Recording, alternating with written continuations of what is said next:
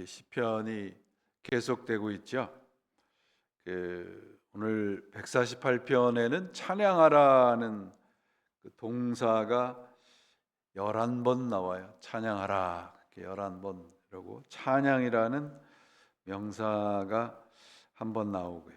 그 찬양이라는 것을 굉장히 강조하는 것을 보여줍니다. 특별히 찬양하라고 촉구하는 대상이 하늘, 천사, 물들, 큰 짐승들, 바다, 땅, 그러니까 모든 피조물들이 하나님께서 찬양을 하라라고 말씀을 하는 것이죠.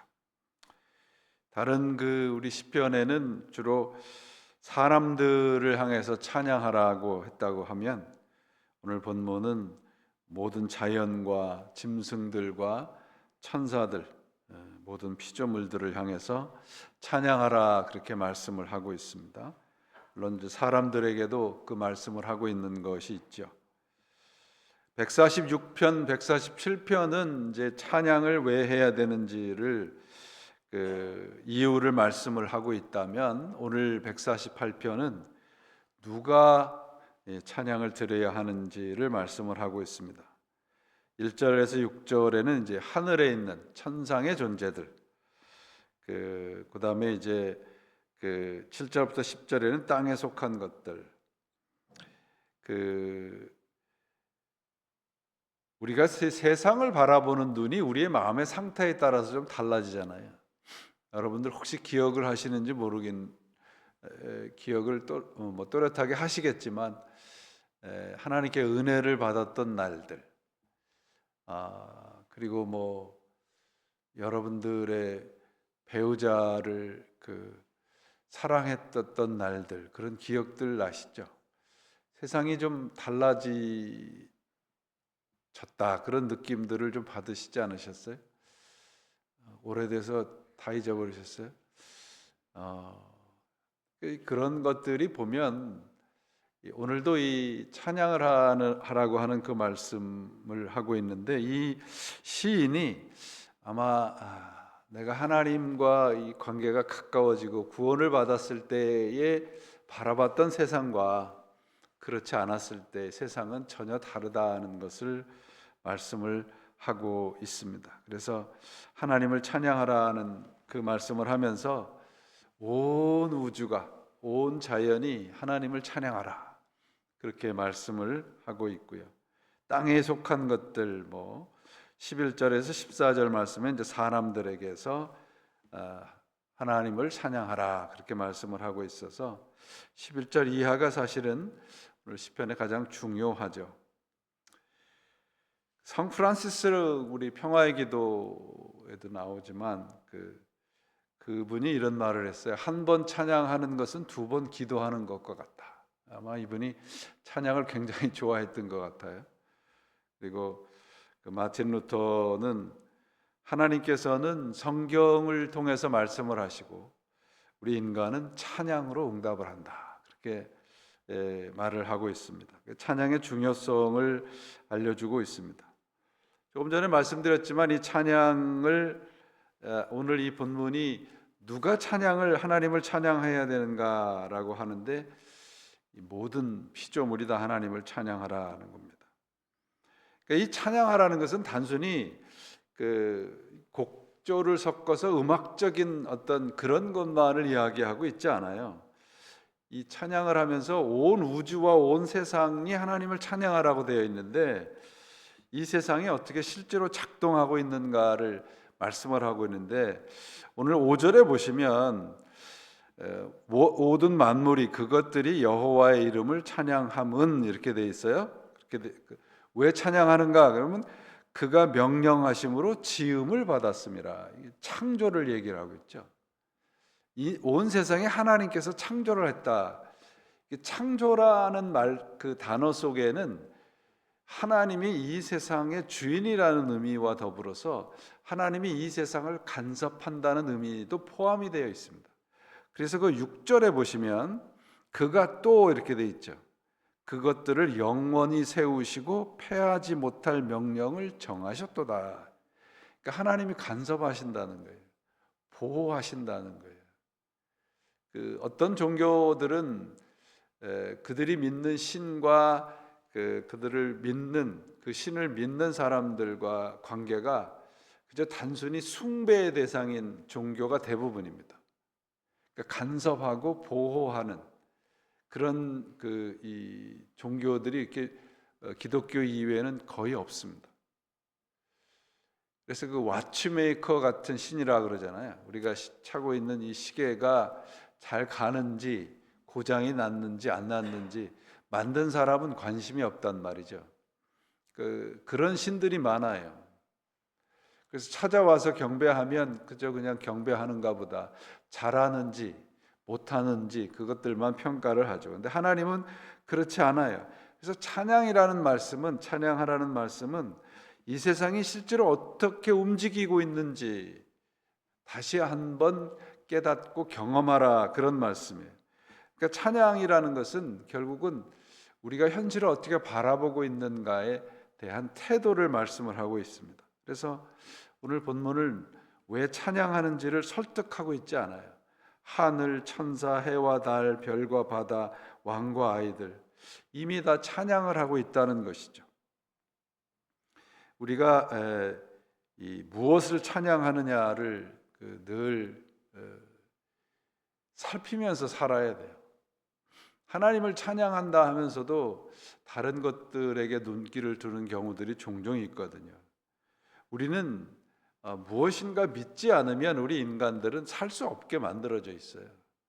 그래서 하나님이 우리를 어떻게 만들었다고 되어 있어요? 하나님의 형상대로 만들었다고 되어 있거든요. 그러니까 하나님과 관계가 돼 있단 말이죠. 그러니까 우리 또 어떤 사람은 또 그러더라고요. 하나님의 형상으로 만들었으니까 그냥 자기 자신을 믿어도 된대요. 왜냐하면 하나님의 형상으로 만들었으니까. 이제 그런 것들이, 우리가 하나님의 형상이라는 것은 하나님과 관계, 끈이 이어져 있다는 것이거든요.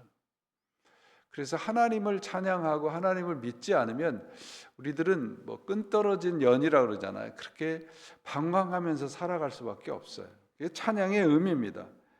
그리고 여기 오늘 본문에도 하늘에서 이제 땅, 그다음에 자연에서 우리 사람들, 그다음에 권력자에게서 어린아이, 이렇게 찬양의 순서들을 말씀을 하고 있는데, 이거는 하나님의 창조의 질서를 말해요.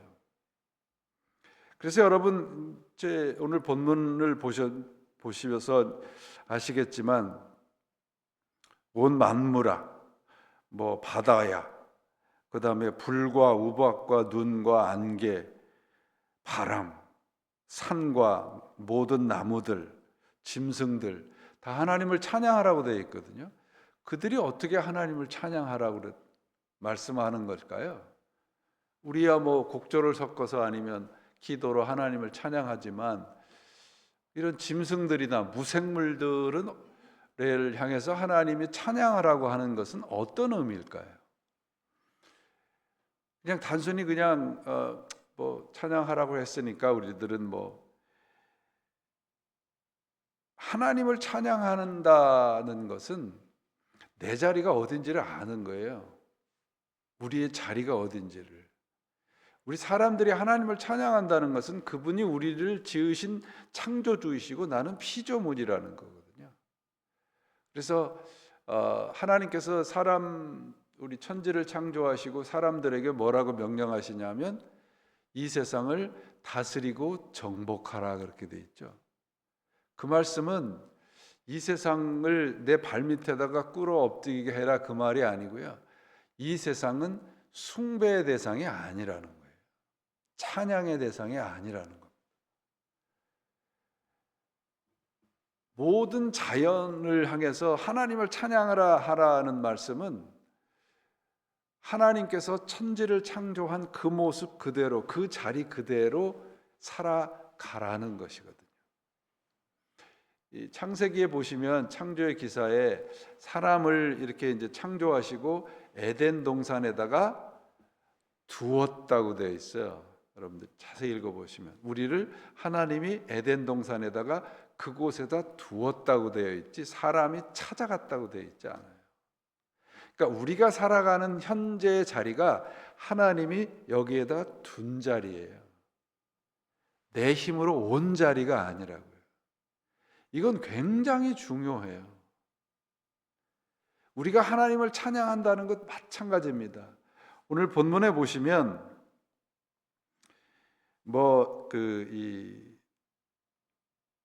하나님을 찬양을 하라고 하는 대상에도 보면 악한 것도 있고요. 여기에 보면 하나님을 찬양을 해서는 안 될 존재들도 이렇게 기록이 되어 있는 것 같습니다. 그러니까 이 말씀의 의미도 하나님은 악에 대해서 관심이 없는 것이 아니에요. 악도 하나님의 창조의 질서 밑에 있어요. 하나님의 이 능력 가운데 악도 밑에 있단 말이죠. 악이 하나님을 뛰어넘을 수는 없어요. 그러니까 모든 것이 하나님을 찬양하게 되어 있습니다. 여러분들 우리 예배당에 이렇게 창가에 보시면 겨울에 이렇게 보시면 시체들이 많이 떨어져 있어요. 무슨 시체들이? 무당벌레 많이 떨어져 있어요. 그래서 제가 거의 일주일에 두세 번씩 다 이렇게 청소를 하긴 합니다. 그럼 이상하지 않아요? 왜 쟤네들은 족있다가 알을 낳아가지고 태어나가지고 저렇게 죽나?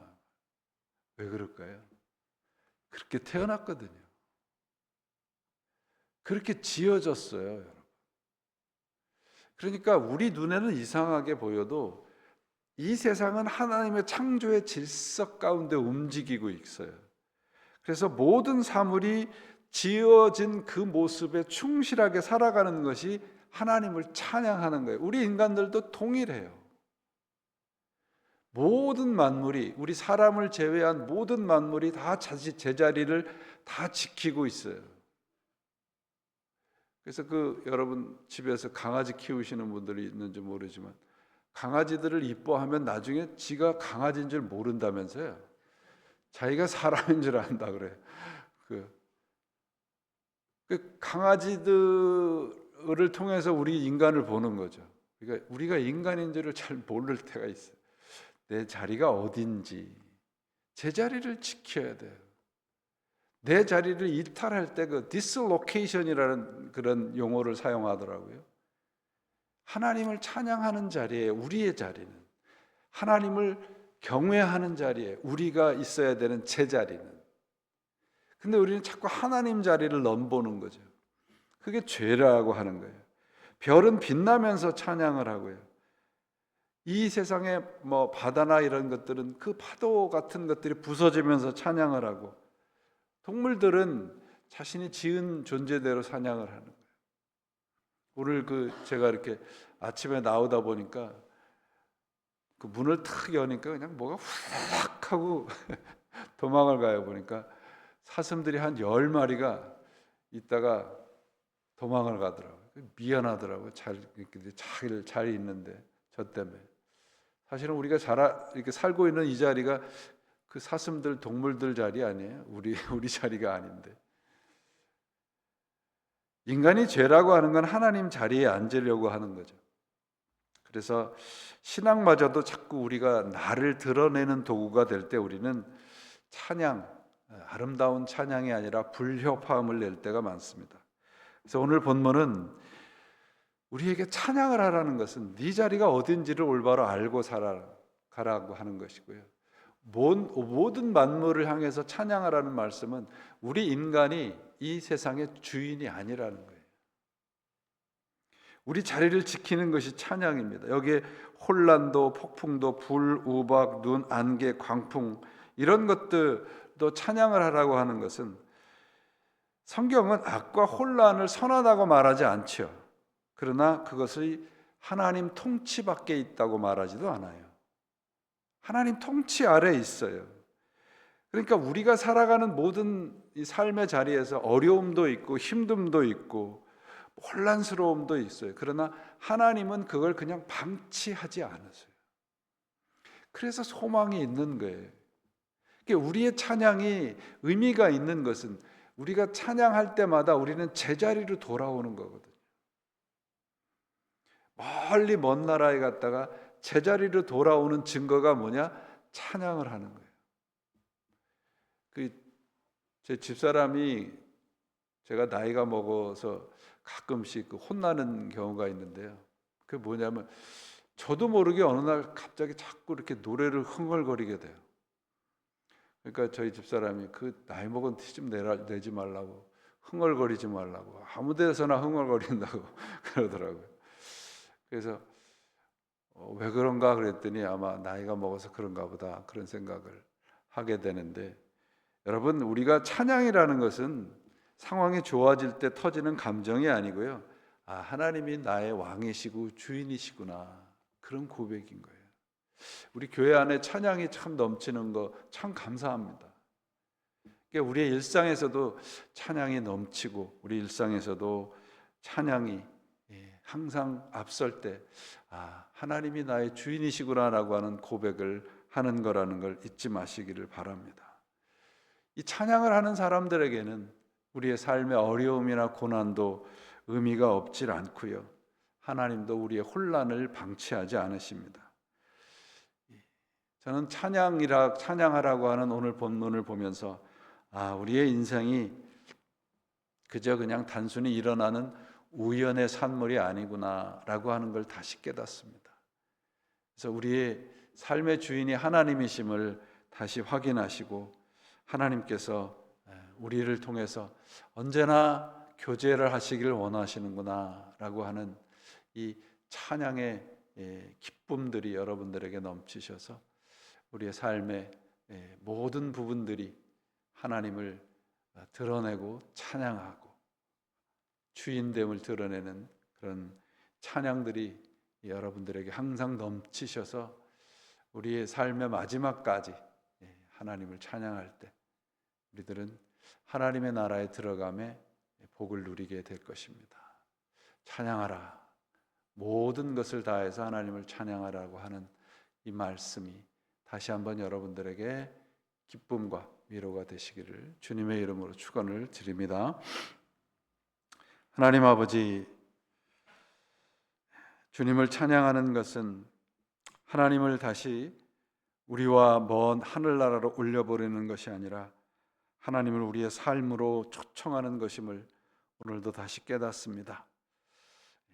잊을 때마다, 멀어질 때마다 우리의 입술을 통해서, 우리의 삶을 통해서 찬양이 떠나지 않도록 주님, 저희들을 주님 안에서 꼭 붙잡아 주시옵소서. 그리하여서 언제나 우리의 삶의 주인이 하나님이실 때만 우리의 삶에 의미가 있다는 것을 깨닫고 살아가도록 주여 도와주옵소서. 오늘도 이 말씀을 꼭 붙잡습니다. 그리고 우리의 기도의 골방에 들어가서 주님을 찬양하며, 기도로 찬양하며 우리의 삶으로 찬양하기를 원합니다. 우리의 기도의 자리에 함께 하셔서 우리의 기도 속에 하나님의 찬양으로 화답해 주시옵소서. 우리 구주 예수 그리스도 이름으로 간절히 기도합니다. 아멘.